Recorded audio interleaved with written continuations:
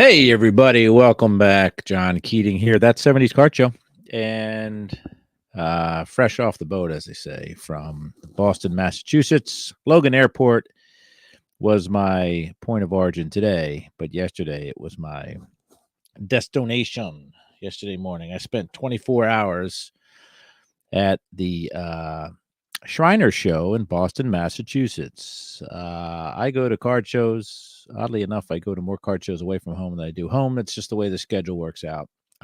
But with that said, this was a special mission from the get go.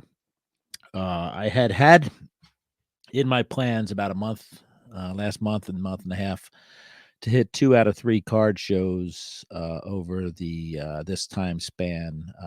Did not go down to Dallas, wasn't in the cards as the that is not a pun. It just wasn't meant to be, and really no reason to go to the Dallas Card Show at this point other than the people. And I wish I had made the effort, but the Boston Shriner Show fell on the same weekend. So why did I go to Boston? Carl Yastrzemski, not a super collector, but a fan most of my life. I was talking to somebody yesterday, narrowed down about a 10-month period of my life between the World Series in 75 and the All-Star game in 76. I attended the All-Star game. Uh, there's the picture that I love to show of me at the 76 All-Star game. That is a mere, I don't know, 60 feet away from where they took those puzzle pieces for the 77 cloth set from Tops. Carl Yastrzemski fan. And if you're going to go get some Carl Yastrzemski stuff, which I've been collecting most of my collecting journey since the late 70s, as far as Yaz, you got to go to the belly of the beast. And I've been thinking about this for a very long time. You know, conventional wisdom will tell you that there is a local tax to big time players. But there's also more unique items. And as I go along, in my Yaz collecting journey, it's more difficult to find stuff. There's stuff out there, but it gets odder and odder and more odd. Anyway, I went to Boston, and Yaz is tough everywhere. Yaz is pricey everywhere. So I said, screw it. Into the belly of the beast, like I said, let's confront this thing. So that was one of the primary goals. The other goal would have been to meet some people, and in particular, Mark Hoyle. Mark Hoyle is somebody that I look up to sort of as a big brother in this hobby. His knowledge is unchallenged on all things Boston and Red Sox in particular. So he's a great source of reference for me. He is man, hopefully I'm not the annoying younger brother he wishes he didn't have, but he really does give me a lot of information, sends me some incredible stuff, and just a true joy to have him in my life. And we'll get to how everything went. Behind me, right there, is a suitcase, has not been opened. My son and my wife. Uh, Apparently, my wife told me today when we were walking the dog that there was a joke yesterday. My son called me during the card show. He was on the golf course. I don't understand why he would take time on the golf course to call me, knowing that I was at a card show. Regardless, he was joking with my wife that I was kept giving one-word answers and stuff like that. And I had sent a text to my wife saying, "Thank you for letting me be a 10-year-old boy and go to these shows and do this stuff." So it's they were having a good chuckle about me. My wife said I packed a suitcase, and I go away for some stints, not just for prison but for work. And when I pack a lot of stuff. So my wife was joking with my son that I packed a pair of socks, a t-shirt, and an underwear in the suitcase. Otherwise, the suitcase was empty. And that's rare for me to walk out of the house with just 3 clothing items. I had a toothbrush. I bought toothpaste in Boston, all that stuff. So didn't take a lot of stuff with me. But we are going to open this suitcase, and we are going to throw some stuff up here. Just a little quick thing here.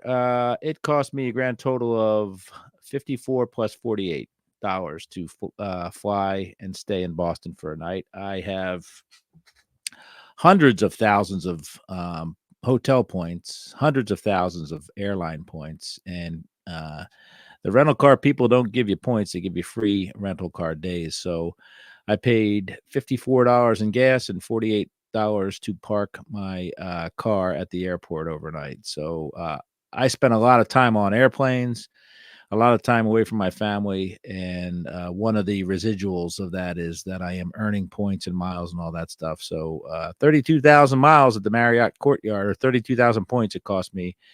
And again, I have several 100,000 Marriott points. I usually stay at Hilton, so I was surprised when I was looking for a hotel that I had a couple 100,000 Marriott points because I rarely stay at Marriott's. But anyway, I don't have a lot of money. I go to card shows for the enjoyment. I buy stuff that builds my collection. I don't buy bangers usually, so I economize on the travel part, and hopefully it stretches my dollars a little further on the floor of the card show. So that's that. Let's get into this. Going to collapse the thing here, and then we're going to see what I have here. And it's probably, I don't know, maybe a couple things you would think, but otherwise, there's going to be some fun stuff in there. So give me a second.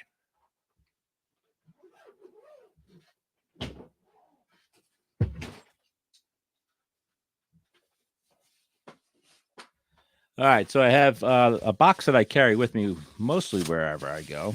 It has some supplies in it. Let me add another camera here. Has some supplies in it. It does, boom, let's try this. Make you that. Solo layout. Bam, bam, bam. Try to do this better. Bam, look at that. So it has supplies. Sometimes I carry pens in there. Sometimes I carry my stickers for my podcast, which I haven't bought in a long time, but it turns out I had some.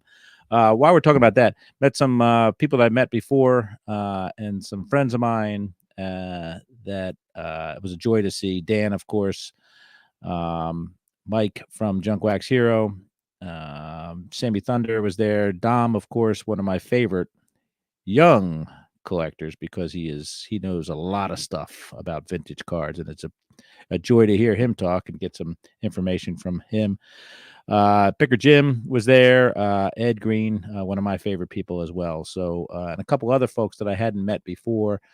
So it was fun to see some people and do our card show thing. So that was the sticker thing. Sammy gave me a sticker. I think it's in there somewhere. So, Mark Hoyle, I was in his card room, and Mark had a whole bunch of stuff for me to take, but I feel like that's like the night janitor at the Metropolitan Museum saying, "Hey, take whatever you want." I felt like I was disturbing an ancient burial ground for all things Boston sports, so I was very reticent to take anything out of that room. But Mark gave me some things, and this was a fun thing for me. It's a Band-Aid box, and he was joking that there's a fat P right there on the front. So old school. Look at that. We got a Cleveland Indians, just old school logos on there and all that stuff. So Mark said, if I need a Band-Aid, you can use a Band-Aid out of there too. And I don't even want to open it. I might even get it slabbed. So anyway, that'll be a fun thing. Mark's room, amazing. I'm hoping that he does some sort of sponsored, maybe high ticket camp, spend the night in his room with him, a guided tour. Sleeping bags on the floor. You can't get sleeping bags in there, but it'd be fun. Maybe you can hang some hammocks. Sets completed. I completed 1, 2, 3, 4 sets there in whatchamacallit face, Boston. Just noticing my camera may be blurry, so let me see here. All right, maybe that's better. One of them was the 64 Topps Giant set, and Stan hooked me up there. Stan's Vintage Cards. Stan and his wife Casey hear me babble on about stuff. They're very kind people, very nice people. So I bought a full set minus one of these a few weeks ago for $200, and I had already had 40 out of 60. So what the ones I needed were. I still needed Mays going into this, but I needed Clemente, I needed Koufax, and a few other, obviously 20 more, but there were some big ones I already had, like Mantle and Yaz, of course, and a few others. So I'm able to sell essentially get these 20 for free that I needed. I'm sure 19. But the problem is my LCS is a Willie Mays guy, so he keeps all the Willie Mays stuff. So I needed the Willie Mays to complete the set. Again, I bought the set for 200 minus Willie Mays, selling off the 40 that I already had, including people like Mantle and stuff like that. So I should get back to even on this and essentially get the Clemente and Koufax and the other 17 non-Willie Mayses pro bono, thanks to a little bit of hustle and hard work. But that's the end of the 64 Topps Giants. Like I said, my LCS collects New York Giants, so it's a bit of an issue. But anyway, 64 is done.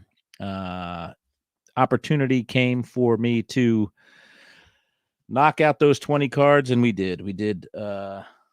Officially, we did it yesterday. So let's see where we are here. Got a whole stack of stuff here. Look at this. This looks pretty impressive when you until you realize that in the middle there, it's like wrapping your wad of $1 bills with a 20 or 100. So most of that is just protection that I carry with me just in case. You never know.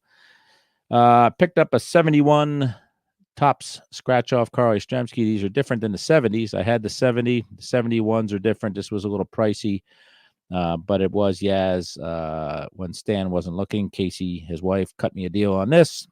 So that's that. That is not a complete set. For the second time from Stan, because the first time was at the National in Atlantic City, but the second time with Stan, I've completed the 68 set. What does that mean? Well, I'm in the middle of migrating my collection from one online platform to TCDB. Realized I didn't have card number 545 in the 1968 Topps set checked off. So I said, that's impossible. I went to the binder, and of course, there was a hole there where this card should have been. So I got this Frank Robinson 454 checklist card. Really good shape. So anyway, 68 set is complete for the second time. Hopefully I won't have to do that again. What do we got here? Where do you see these? This is fun right there. I'll put that over there as a teaser. Let's see here. There is a cranky ass dealer that I used to deal with and I stopped dealing with, but he's got everything. All kind of oddball stuff, all the Kellogg stuff, everything. He's got everything under the sun, but he's kind of a pain in the buns to deal with. So, and I was making light of that with people like Dom and a couple other guys, and turns out I made a deal with him. I was asking for something specific in my Yaz collection that's hard to find, and he turned me on to some other stuff. So he paid no attention to the sticker prices here, folks. So anyway, he said, I have some interesting stuff for you if you want to try. So I said, okay. So we went for it. OP Cheese, Yaz OP Cheese. So I got some 75 Yaz OPG, got the 75 MVP one with Cepeda, got the 81 OPG. There you go. Look at that. Nice little 66 OPG of Yaz. There's a 72 OPG. And if you're into OPG like me, you love what the Canadians have done with the backs. They really go all out there with the vibrant colors. Another 72 in action. OPG. Here's the 74, 77 OPG, 78 OPG, 79 OPG, and the 80 OPG. I had the 80, but sure is fun having another one. There was also in there like the Canadian version of the Coke one from 81 too. I have to figure out where that is. It's around here somewhere. Let me open up this. And then he just threw in this little box of, oh, here it is. It's stuck. It's stuck, I tell you. I have most of these, if not all of these, but he threw it in. Apparently he was done with Yaz. So I just said, yeah, I'll take all that stuff, buddy. So here is the Coca-Cola blah, blah, blah, Brigham's or whatever. I don't know exactly what the history of that card is. I've never seen them before. But anyway, another 82 right there.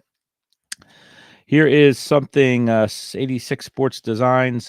Mark has the whole set of these Hoyle. He showed it to me later on, but got that. Thought it was a Broder, but not quite. Here is an OPC 82. Decade is 60s. I didn't have these. I have a lot of these Sportflics decade greats, but for some reason I didn't have Yaz. I got a ton of other players, but anyway, the rest is just mostly just stuff from the early 80s. That'll look great in my binder, even though I have multiples in there already. So anyway, got that. That was my it was a big Yaz score there. Frank Robinson goes over there. Let's talk about posters, 68 football posters. I was talking to somebody and I said, yeah, I had them all. It turns out I forgot that I didn't. So again, this is a product of looking at my transferring of my collection from one platform to TCDB, and I noticed I didn't have 3 of these 68 posters of football. Len Dawson, Gary Cuozo, and Les Josephson. So able to get them from the dealer formerly known as Cranky Man. Said, hey, since you came back, I'll give you a really good deal on that. And I'm like, I don't know what got into this guy. Apparently, he was having an incredible show because he is normally under the best of circumstances pretty difficult to deal with negotiation wise. And funny enough, there was a guy trying to negotiate with him on a $75 deal. Cranky Man said 68, and the guy says, how about 65? He's like, I'm not going below 68. And the buyer kept trying to get 65, and I said, just listen, dude, give him the $3. You don't have to worry about driving to the next card show or next LCS to try to find those cards. So anyway, the deal was done. I get an assist on that. But next up, we have the very end of my 1954 Topps set quest. So it's a set that I've been working on, obviously, most of my, probably since the 80s. I don't know who my first I know who my first 53 and my first 52 Topps were. I don't know who my first 54 was, but I finished up with Yogi Berra. Not a tough card to get, but a tough card to get cheap. So you ask yourself if you're going to spend 3 figures on a beat up Yogi 54, or if you're going to spend 3 figures plus a little bit more, and some change on a nicer one. So these cards are wacky. The backs are wacky. The obviously we know dealing with Banks and dealing with Aaron, centering top to bottom, right to left, snowing, all that nonsense. So anyway, Yogi, and then of course Willie Mays, a recent guest of honor on my last podcast. He was not present except for his ghost, the ghost in my collection. So anyway, Willie Mays, that's it. The 54 Topps set is done. And when I say wacky, you can see these guys right here. If you flip them over, the backs are opposite. It drives you crazy if you are a binder builder or a box store of cards, because you can't put the backs the same. If you put the backs the same, where's that? My camera sucks right now. If you put the backs the same, then the fronts are upside down. So anyway, 54 Topps, done deal. Mark Hoyle gave me this out of his collection in his card room, a 2001 Fleer Yaz. Beautiful card. Love that. Let me see what else I have in the box back here. Got a bag. A lot of these, I think, came from Mark's room as well. And then I have a very special grand appearance at the end here by a few things that you might not expect. This says Killebrews. That's not Killebrews, because I don't really seek out the Harmon Killebrews, but these are from Mark's card room. And we have this Yaz that our best friend Scott recently made the subject of a card. I was fortunate enough to get it as a gift from my friend Redlight on Twitter and Bo Show. He sent me the Scott version of the card, and then I had bought one, and I sent the one I bought to Mark Hoyle. I think they were out of 25, but I think this was the inspiration for that. So have that photo. Yaz's final day at Fenway. These are Annie's. It's an Annie card. It says it right on the back. Hold on a second. trap that in a 5-hole. You can see on the bottom there, copyright Andy Card, 1983. Here is a TCMA all-time great, Robert Moses Grove, the greatest left-handed pitcher ever. Pitching for the Red Sox. Not horrible, but anyway, a nice little TCMA postcard there. You can see some TCMA action there. Love it. And then what else we have? We have another Annie's postcard. This, again, is from Yaz's last go-around at Fenway. Last at bat, perhaps, or maybe it's the first at bat of his last game. Not sure, but Yaz is looking forward to heading down to Lighthouse Point and throwing his fishing rod into the ocean. Here are some 1988 Philadelphia Phillies Tasty Cake cards. Tasty Cakes are awesome. That's how I got so fat. Trans fats flowing through my my veins like gravy. But anyway, it's mostly full set of some wonderful Tasty Cake cards there. Von Hayes, 5 for 1, they know him as there in Philadelphia. Traded Julio Franco for him.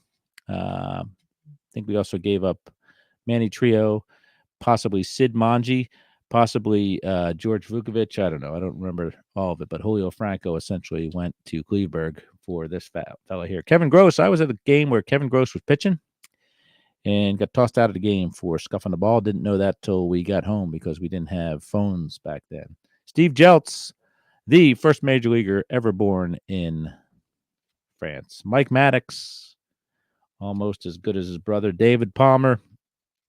Lance Parrish came to Philly, big-time free agent, victim of collusion back in the mid-'80s.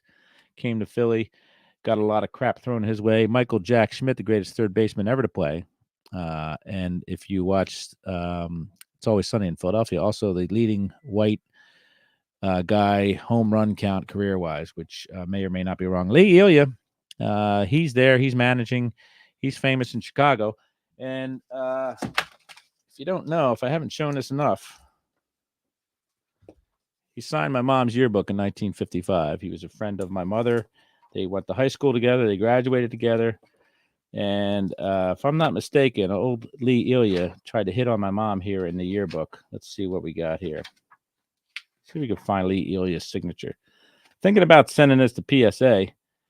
It says, best of luck to a swell gal. Lee Elia. So there's Lee Elia. Always have my Lee Elia hanging around, ready to implement it. So I thought that was pretty quick that I was able just to whip that out. Louis Aguayo, Bill Almond, he was on second base when Lou Brock broke the stolen base record. There's the Philly Fanatic, the greatest mascot ever.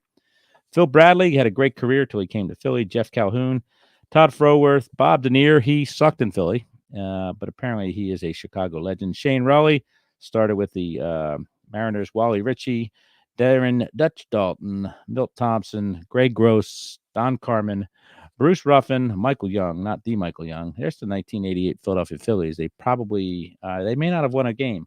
Juan Samuel, here's some prospects for you. You got yourself some Tom Barrett, Brad Brink, Steve DeAngelis, Ron Jones, Keith Miller, Brad Moore, Howard Nichols, and Shane Turner.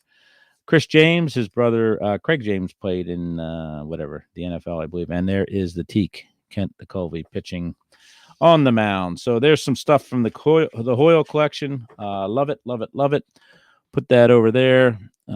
Just found some fun stuff here. Look at this backstage pass that I had from Metallica and Wasp and Armored Saint. January 12th, way back when. So I wonder what that would go for on the eBay. And I wonder what this would go for to my collecting friends. If you look at this, this is 1995 Baltimore Orioles roving good for mittens, roving grandstand club level. I was working that game 9/6/1995. If you need to look up that date, then you might not be a Cal Ripken super fan. That was when he broke the all-time consecutive games record. So I found that accidentally after being out in the wilderness forever and ever. What are we going to get to next? This box, right? We promised you that. So I had a particular hankering for one particular Yaz card, 1967 sticker, test sticker Yaz. I have the Yaz for Mayor, which is in the same set. But anyway, couldn't find it at the show. They're hard to find everywhere else. They're very expensive, all that stuff.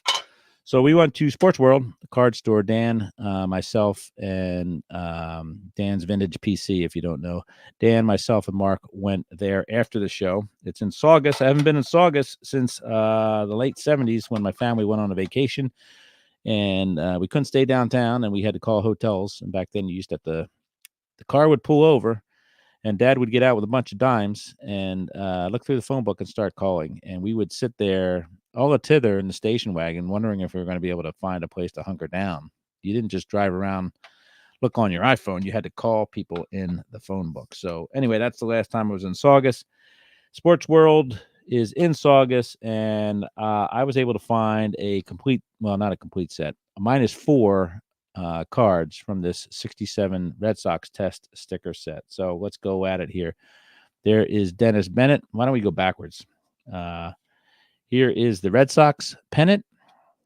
Here is Happiness is a Boston Win. And these, again, are tests, and they were done in 67. I think there is a Pirates one. Mark has said, I know I've seen the Willie Stargell one out and about, but fun little test set that happened to coincide with one of the greatest years in Red Sox history. Tony C. is my hero. Carl Yastrzemski for mayor. Behind me, I have one of those in the display case, so I'll probably be selling that. We'll see what happens. Let's go Red Sox. I love the Red Sox. There's Dick Williams. He's the manager of those Impossible Dreamers. This was the one I was after at the show, and I didn't see one of them anywhere on the show floor. So I bought the whole set for approximately what I would have paid for this alone, and it's in impeccable condition. And again, I could make up the money. I just paid for all these stickers. I can make it up by selling my second Yaz for Mayor. Bob Tillman. These are great stickers. George Thomas. Jose Tartable. Jerry Stevenson. I did these backwards so I don't have to resort them. Lee Stange. I don't know. That's a weird name, right? Reggie Smith. He was signing there at the Shriner show, and it was fun because Mark and Dom and Dan got up and got maybe Sammy too, I'm not sure, but went up and got Reggie's autograph. They had been waiting for him to start signing, and they got his autograph, which is awesome. Sal Magli, he's the butcher. Jose Santiago, Mike Ryan, Rico Petrocelli, George Smith, Dave Moorhead, Don McMahon, Jim Lonborg, Cy Young winner, Dalton Jones, Mike Andrews, Hank Fisher, Don Demeter, Tony C., Tony Canigliaro, Daryl Brandon, and Dennis Bennett. Now, I asked, we were at this place, and I asked Mark Hoyle why Don Demeter's ball was so expensive, and he says he's a really tough signer. But anyway, these were tests. I bought the whole set at the card store because I had been on the hunt for the Yaz, and I figured, again, you can easily pay for that Yaz. You could pay for what this whole set costs. So they knocked the price down, a nice little discount there, and that's appreciated. And now I have most of the set and an extra Yaz for Mayor, which, like I said, I could liquidate in order to pay off this entire set there. So cheers to me. Good score. Again, the hobby is all about opportunity. And we happened to go to a card shop after a card show, and bam, look at that. I have those. I don't understand why they didn't use these, because these are a brilliant design, I think. I mean, look at that design. Beautiful, beautiful sticker. And test issue, which I assume means regional in this case, right? And then they're stickers. So not a lot of those made it into the wild. Not even in Boston, where, like I said at the show, which Mark told me was dominated by people that only set up at that show, didn't see one of those Yaz's in a display case. Going to get some more stuff out of the suitcase.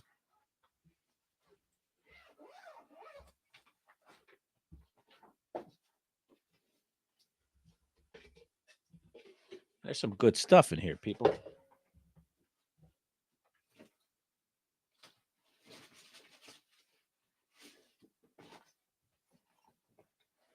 Oh, I just found out that I had 2 pairs of socks in there because there's, yeah. So these are from Mark. So there is Dave Kingman, the Kong. One of my Grail cards is a Dave Kingman card, and I don't want to advertise why and how and all that stuff. The official Baseball Register 1980 edition with Carl Yastrzemski on the cover. So that was from Mark. Much appreciated. This is how you used to get your stats, folks. On a yearly basis, you would get the stats, and somebody else did the work, and you would find out not a dang thing about WAR, but you have Lonnie Smith's entire minor league career in there. So love that. I appreciate that. That's going on the bookshelf back there. Thank you, Mark. A nice Yaz Sports Illustrated from Aubrey L. Tuitt in Boston, Mass. So this is wonderful. What a beautiful, beautiful August 21st, 1967. Red Sox were heating up, and Yaz was the guy. I guess they're playing the Cleveland Indians there. I can only assume maybe, yeah, I guess that's what's going on back there. Then there's this. Like Mark gave me this, right? I'm not sure what the origin of this is, but I saw maybe one of these at the show, and I thought that was pretty cool. And there's a Bobby Doerr on the back there, which is from an advertisement as well. So pretty cool stuff right there. Maybe he didn't mean to give that to me, but I appreciate it, Mark. What else we got? A couple cups. Mark gave me this cup, which is The Impossible Dream. Has the whole story back there. More importantly, it has that guy making a catch out there. My favorite baseball player ever. So appreciate that, Mark. This is one I bought at Sportsland. Again, I bought 2 items, the stickers, the partial sticker set, as well as the 7-Eleven Carl Yastrzemski. And we saw Mark showed me some cool things at the show where there's the proofs for these 7-Eleven cups and all that stuff. So Mark had given me a while back a Lefty Grove one, but these are the different active major league ones from from that year. So finally have one of those. They're not chinchy like they would build these days. These are nice cups that you would get with your Slurpees and all that stuff. So Mark, cheers. Appreciate it. One of the things I love to do is talk about music as well. And I've talked to music about some of you folks or with some of you folks before, but anyway, Mark and I talk probably, or there have been times where we've talked exclusively about music. And again, one of the reasons for going up there was to go to the card show, but also to talk to Mark. And Mark and I had some good conversations, some kind of intimate conversations about personal stuff, and I appreciate that. And again, truly happy to have him in my life. But music, and Mark has recently gotten rid of a lot of his record albums, a ton of them. And record albums take up more room than baseball cards. They're heavier, all that stuff. But he put some aside for me, and I have only seen one of them because I didn't want to look. But we have talked about these before. My memory sucks, so I'm going to see what he gave me. While I wait, here's the OPC cards from the guy. I told him if I'm paying him that much, he better give me that little tag. So he gave me the tag. So anyway, let's move on to this. This is probably one of my favorite live albums ever. It's Live Rust from Neil Young, Crazy Horse. Double album. Look at that gatefold. I worked for Neil for several years, and this is kind of the set we use too. Big old fabric, oversized amplifiers. And our secret was the amplifiers, Neil's amplifiers and other speakers were actually behind these, inside these. So they were loud, even though they looked like they were scenic pieces. But this is one of my favorite albums. It pretty much spans his career from beginning acoustic stuff to Sugar Mountain all the way up to his edgier electric stuff as well. So I have that. Oh, here we go. Look at this. Crosby, Stills, and Nash. This is CSN. I believe it's got, let's see what songs are on here. Pretty sure it has, does it have Southern Cross on it? Has Dark Star, Just a Song Before I Go, In My Dreams, Cold Rain, Blah, blah, blah. What's on the other side? Shadow Captain, See the Changes, Fair Game, Carried Away, anything at all. Cathedral. So it doesn't have Southern Cross, but it has a lot of I really like the song Cathedral, all that stuff. So that's from Neil, CSN.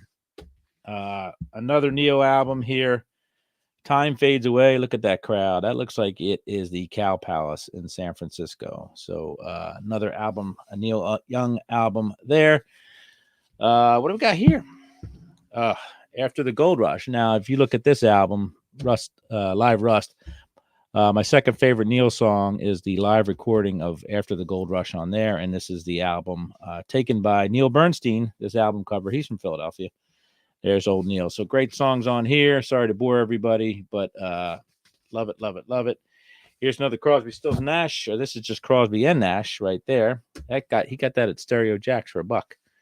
Another Crosby and Nash, and this is a legendary album right here. The first CSN album with the guys, Crosby's, the Stillses, and the Nash.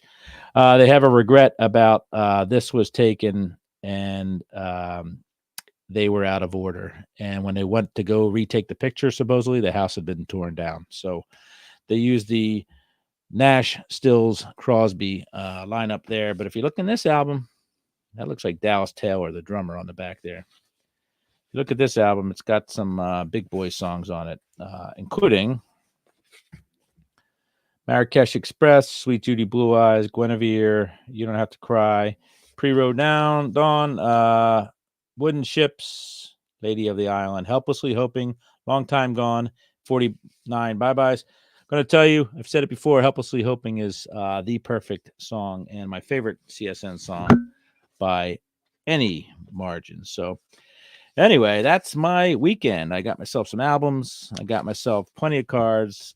Plenty of friendship ensued, and true pleasure to be in this community with these people and enjoying the cards, the camaraderie, the travel, which is strange, right? But it does give me a chance to, if I travel, I'd rather do it with a purpose other than work, but it's fun having a purpose and the ability to build my collection and the ability to share it with some people, some chatter and all that stuff. So a lot of good times, a lot of baseball talk. Nobody talked politics. Nobody talked religion. Talked about cards and stuff and players and all that stuff. So again, I love how everybody can just get along and get some wonderful, wonderful items for the collection. So anyway, carry on, everybody. Thanks for listening. This was a bit of a long one, and I have to go over to the eBay store behind me and start listing some stuff because I got a bunch of stuff here to deal with from a few collections that I've recently purchased. So thanks for listening. Everybody be good to each other, be good to yourselves, and we'll see you next time. Cheers.